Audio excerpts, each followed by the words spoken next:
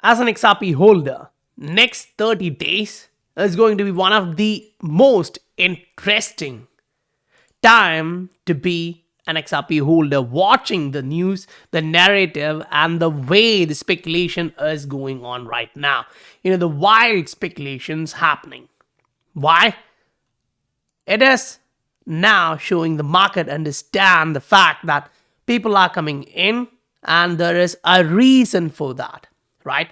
If you actually look through what Stuart actually gives you here, that kind of breaks it down into an easy thought process. Like, okay, yeah, you can't actually say this is wrong. There is a huge possibility that credit is actually 100% right, spot on to this one. Now, we're all waiting for that possibility to evolve because it's not only the SEC case which is coming out. The way Ripple is working with central bank digital currencies, we're going to use a private version of XRP Ledger, which will be having the direct ability to use XRP. So you actually see, yes, we do have some competition in the field, but the news, the narrative, it's getting super interesting for XRP as an asset, and for XRP holders, these should be one of the things which you should be focusing on, the fundamentals. Because as the market gives you opportunity, you need to now understand what that opportunity is based on. Yes, the dollar is showing you that short term, it is moving higher. But we're looking at the wave 1, 2, 3 on that short horizon, which actually point us towards a corrective leg, which is positive, which is fine, because that's going to help the crypto market. Look at the weekly chart for Bitcoin. It kind of shows you like, okay, we have these level of close, which we just broke. Now we are at that bare minimum of that support level, which if we break that, we are dropping hard, right? Now, once you move on to the short term, the intraday charts in Bitcoin, you are able to see that it is forming a divergence with the RSI and price. So it is interesting to watch that the Bitcoin dominance is starting to trend lower at a time when the market is showing some of these signs which looks interesting. XRP BTC, it's showing you a divergence. Great. The price is slowly trying to move higher. XRP USD is showing you it's trying to push higher and higher. Now, interesting fact, yes, it's breaking to the upside, but while you go on to the short term horizon, this is what we are watching. Now, I believe this is super interesting to understand because it is really important to see when the first wave is starting here for the macro wave 2. That's a bullish rally we are talking about.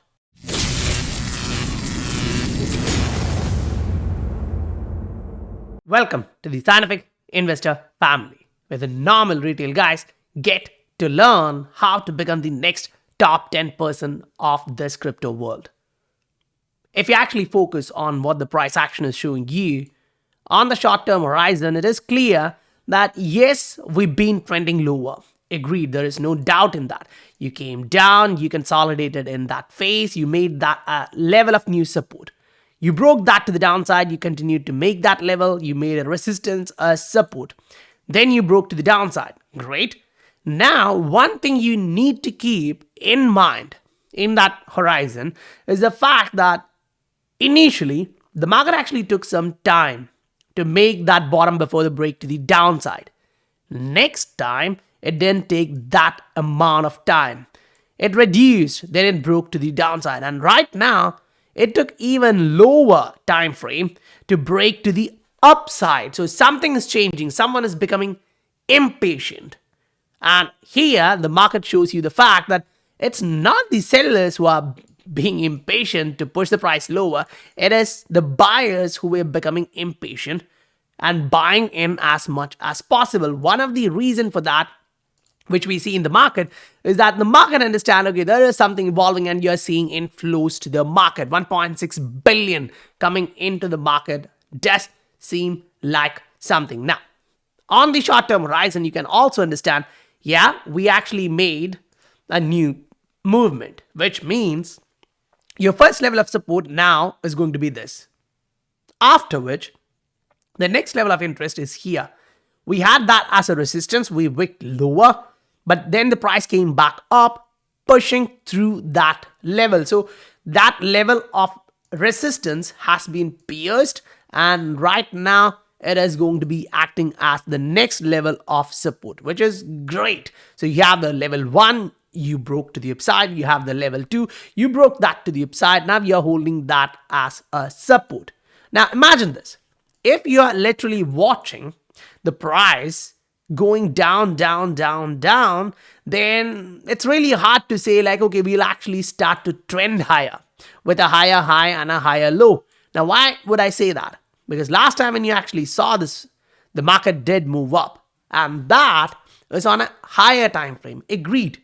But now the higher time frame and the shorter time frame kind of agrees like, okay, there is something evolving. Because if you go onto a daily chart, yes, you can see like the RSI is breaking higher, which is a positive thing. But right now, if you actually focus on the price action, what you see here is that we are at a resistance.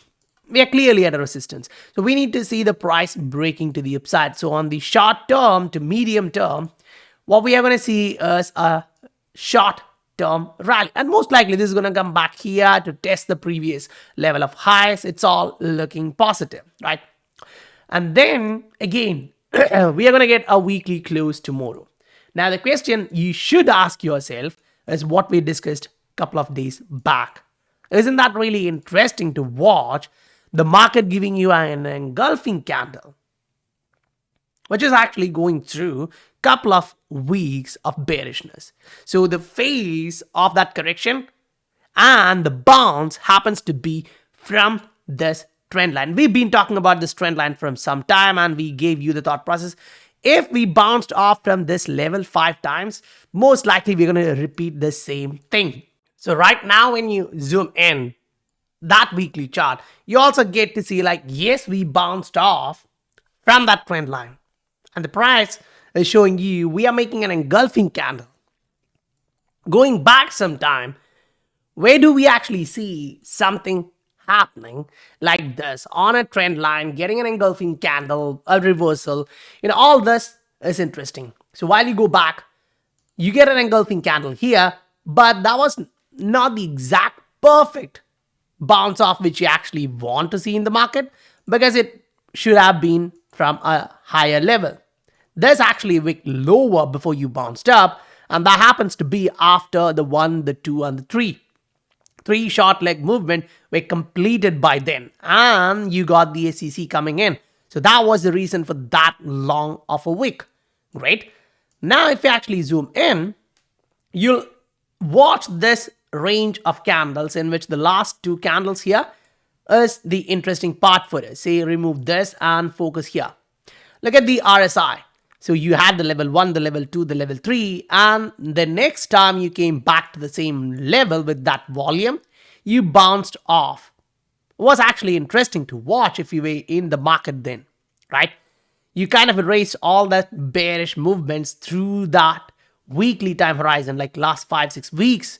And now you're watching something similar. Now, what can this amount to in terms of the price value for us? If you are focusing on the price of this asset, saying, okay, I've been in this asset for some time, what am I looking forward to? Think about this. This is going to be one of the interesting areas of triangles, which we usually talk in XRP, and we understand the fact that, okay, there is a minimum of 200% which is coming up, and there is going to be a maximum movement around 10x, say 900% kind of. So if you actually take that and say, okay, the max I'm looking at is going to be somewhere close to 900% for the next leg up, that's around all-time high, so just above that, which is positive. So the first leg inside that should actually be at 200%. That would be somewhere close to $1 or about $1, which is positive. So right now, when the price is at 0.46, it really is hard to even believe that we are going higher. And that usually happens at the bottom.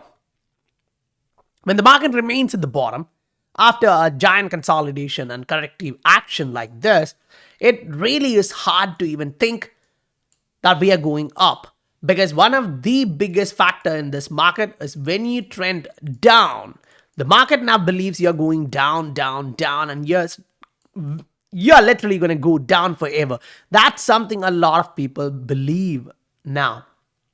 In the market, that is not what help you.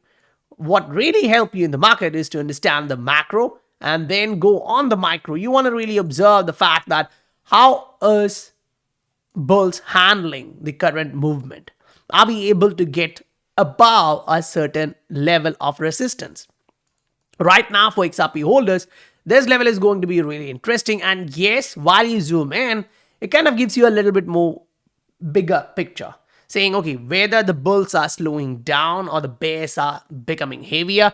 That is important because as you come back down on a shorter term horizon here on 2-hour chart, this candle actually shows you the fact that it bounced off, and that gave you a signal, okay, someone is interested in buying this asset when it was dropping, right? And if you actually get a break higher from this level, which is 0.46, so the price actually goes 0.47, now you do have the short-term resistance pattern forming in, which would be a corrective signal. Yes, agreed. So that's on a shorter time horizon where you're actually watching a rising wedge formation. But recently in the market, we've been watching a lot of these rising wedges breaking to the upside. Say, let it be in the banking side of things, let it be in different asset classes. We watched things evolve in a different ways. Like you are looking at Apple, you're watching similar pattern coming up. You're going to look at Netflix, you see similar pattern breaking to the upside. So while you focus on this, make sure you also understand the fact that, okay, the market can actually give you some signal, which you are following, clear, great, and that can still be prolonged.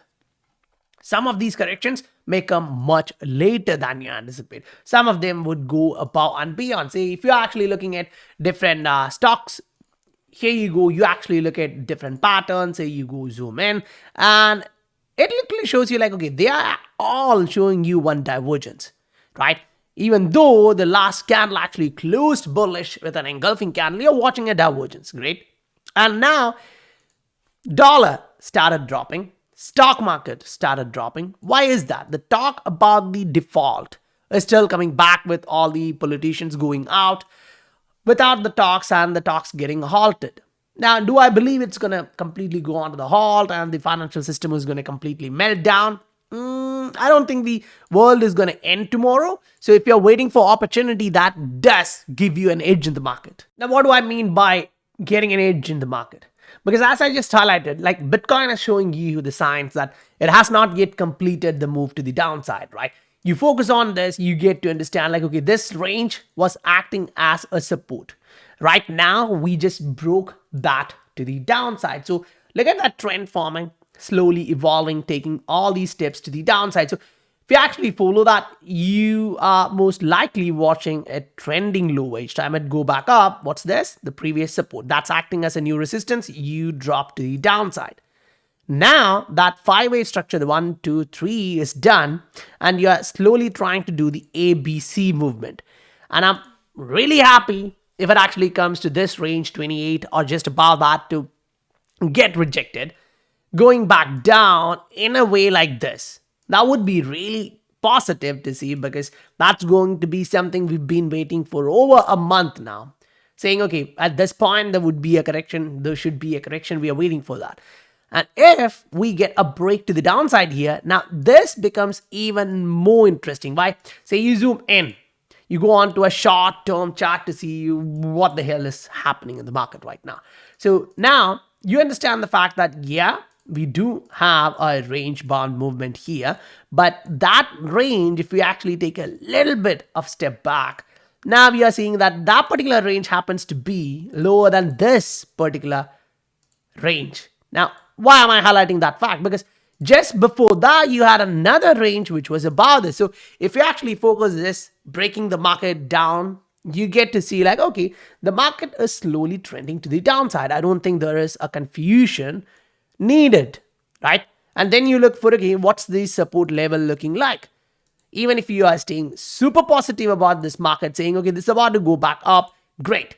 Most likely we may come to 25,000. But then when you actually zoom out, you see further corrective possibility, because when you actually make such a rounded top, you don't end up at that support.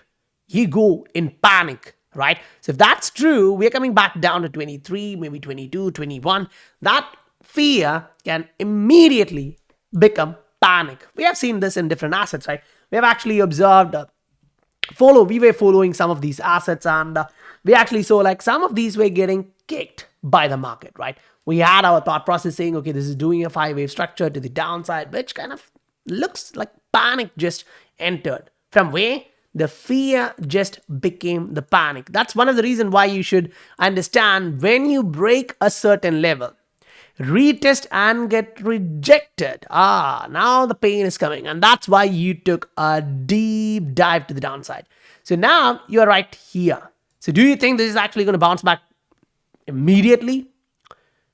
I will actually disagree, right?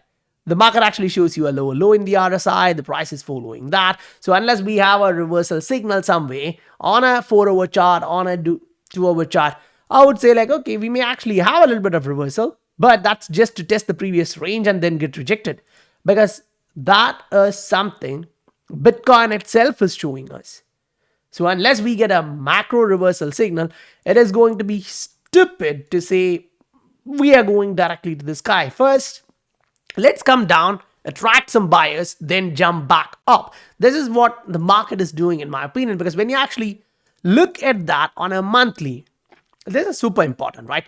You have way lower volume compared to the last bullish one or anything and beyond here during the bullish phase. Great. Now look at the size of the candle here. That just engulfed the previous one. Next, it is forming a bearish 3-candle reversal signal, which means now you have a room to look for somewhere in between here. Maybe 23, maybe 21. The median point can still be attractive. It should be no surprise for a lot of us, because we've been waiting and talking about that for some time. So if you're here in the market, you're going through all this. Yes, remember, we've been talking about from some time, around 4 weeks back, we had shared this thought process.